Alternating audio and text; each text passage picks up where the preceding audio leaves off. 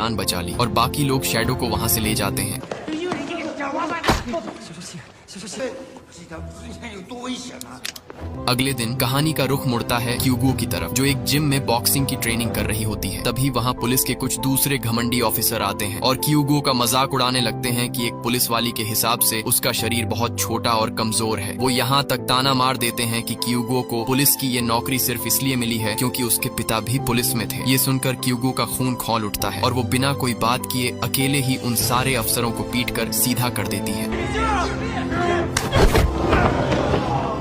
वहीं दूर खड़े वोंग क्यूगो के इस छोटा पैकेट बड़ा धमाका वाले रूप को देखकर खुश हो जाते हैं। दरअसल वोंग ने क्यूगो के पिता की मौत के बाद खुद से ये वादा किया था कि वो हमेशा क्यूगो की रक्षा करेंगे। खैर कुछ दिनों बाद वोंग अपनी इस नई सीक्रेट टीम के लिए लड़कों को चुनते हैं। इस स्पेशल टीम में लियू, क्यूगो जैसे और भी कई नए लड़के लड़कियां को शामिल किया जाता है। इसके बाद बिना कोई वक्त गंवाए अगले ही दिन इस टीम को एक बहुत ही प्यारा सा नाम दिया जाता है, एडोरेबल यूनिट, और इन्हें सीधे ग्राउंड पर उतार दिया जाता है। जिसके बाद ये सारे लोग ओल्ड टाउन के कोने कोने में भेस बदल कर फैल जाते हैं। कोई स्ट्रीट फूड बेचने वाला बनता है, कोई जोकर बनता है, तो कोई डिलीवरी बॉय और साइकिल चलाने वाला आम आदमी बन जाता है। इस टीम में ज्यादातर जेनजी होते हैं, इसलिए वो खुद गाड़ी में बैठकर इन नौसिखिया जासूसों को गाइड कर रहे होते हैं। लेकिन पूरे 12 दिनों तक दिन रात ओल्ड टाउन की छानबीन करने के बाद भी उनके हाथ कोई सुराग नहीं लगता। क्यूगो का गुस्सा 7वें आसमान पर पहुंच जाता है, क्योंकि जहां बाकी सारे लोग मैदान में रहकर जासूसी कर रहे थे, वहीं उसे सबसे बोरिंग काम मिला था, जैसे टैक्सी के अंदर बैठकर वोंग के साथ सिर्फ स्क्रीन पर नजर रखना। उधर अड्डे पर शैडो अपने गुंडों को आगे का प्लान समझा रहा था। वो इस नए मिशन को तैयार करने की जिम्मेदारी शातिर साइमन को सौंपता है, क्योंकि शैडो के खुद के अपराध करने के तरीके